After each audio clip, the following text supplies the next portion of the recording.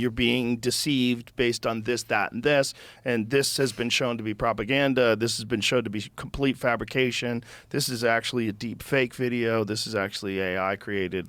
Technologically, that is absolutely on the table. Yeah. Best case scenario. That's yeah. best case scenario. Absolutely, yes. What's worst case scenario?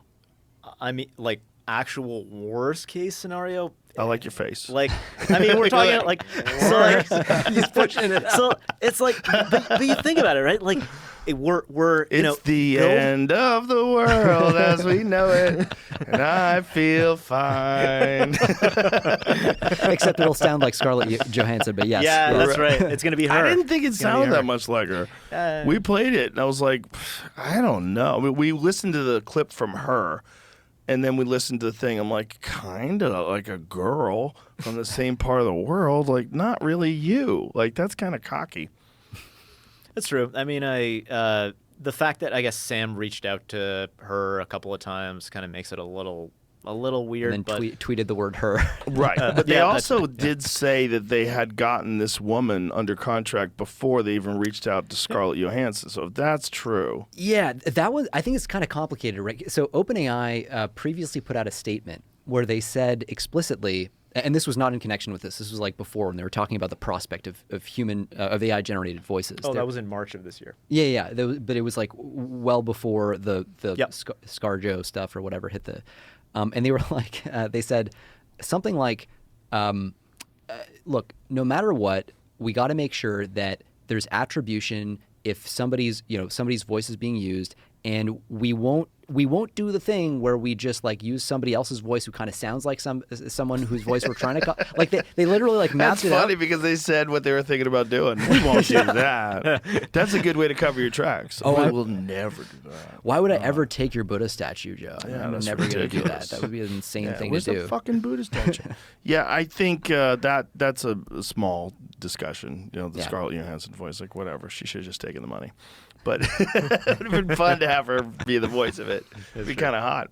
But the whole thing behind it is the mystery. The whole thing behind it is just it's just pure speculation as to how this all plays out. We're really just guessing. Yep. Which is one of the scariest things for the Luddites, people like myself, like sitting on the sidelines going, what is this going to be like? Everybody's It's the Luddite. scary. Yeah. I mean, Like, it's that's- scary for like we're very much honestly like we're optimists across the board in terms of technology, and it's scary for us. Like, what happens when you supersede kind of the whole spectrum of what a human can do? Like, what am I gonna do with myself? Right. What's my daughter gonna do with herself? Like, I don't know.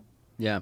Yeah. And I think a lot of these questions are, when you look at the culture of these labs and the kinds of people who are pushing it forward, there is a strand of like transhumanism within the labs. It's not everybody, but that's definitely the population that initially seeded this. Like if you look at the history of AI, like who are the first people to really get into this stuff? Like I know you had Ray Kurzweil on, and other folks like that who, in many cases, see. To roughly paraphrase, and not everybody sees it this way, but like we want to get rid of all of the biological sort of threads that tie us to this physical reality, shed our meat machine bodies and all this Yeah. stuff. There is a thread of that at a lot of the frontier labs. Like undeniably, there's a population. It's not tiny. It's definitely a subset. And for some of those people, you definitely get a sense interacting with them that there's like almost a kind of glee at the prospect of building AGI and all this stuff, almost as if it's like this evolutionary imperative. And in fact, Rich Sutton, who's the founder of this field called reinforcement learning, which is a really big and important space, he's an advocate for what he himself calls like succession planning. He's like, look, this is going to happen. It's kind of desirable that it will happen. And so we should plan to hand over power to AI and phase ourselves out. And Oh, God. that's the thing, right? Like